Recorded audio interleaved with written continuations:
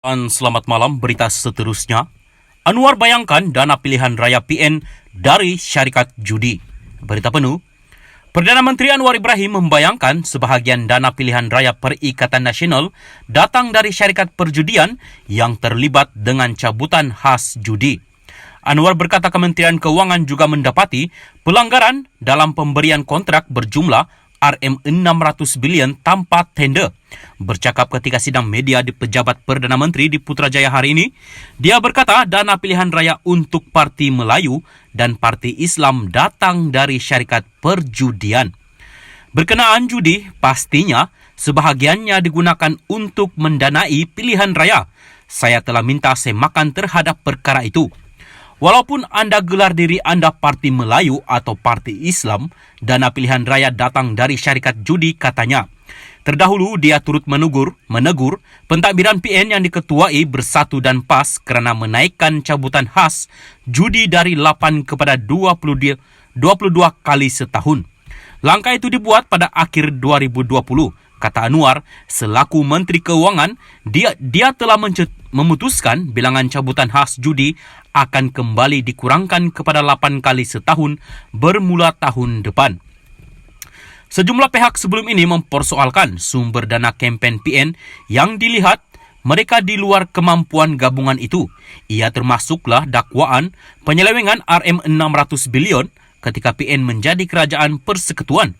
Pengurusi PN Muhyiddin Yassin berkata, dia tidak pasti bagaimana angka itu boleh timbul dan beratnya jika ada yang tertukar dengan peruntukan RM530 bilion dalam pakej rangsangan ekonomi ketika pentadbirannya.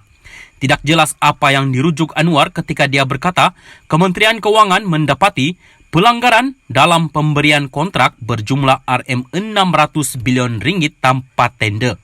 Namun Anwar berkata, siasatan akan dibuat bagi memastikan jika ada sebarang penyelewengan atau korupsi berlaku.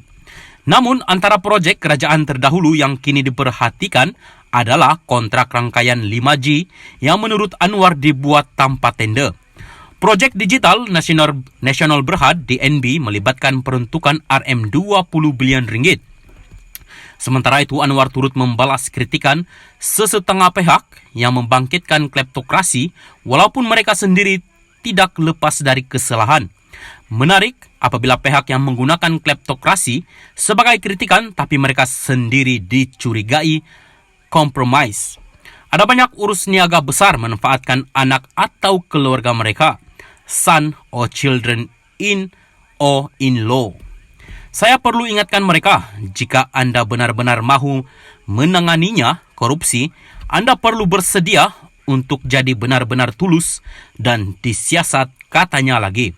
Dia sekali lagi mengulangi cabaran kepada PN dan pihak lain yang melontarkan kritikan untuk membuat pengisytiharan harta. Dia juga menyuarakan keyakinan kabinetnya akan mematuhi peraturan yang ketat bagi menjamin tata kelola yang baik.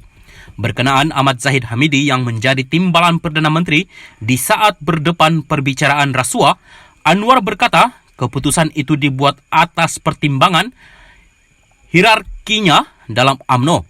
Sementara orang ramai berhak mempersoalkan kritikan itu, katanya. Perbicaraan terhadap Zahid masih berjalan dan proses undang-undang itu juga perlu dihormati.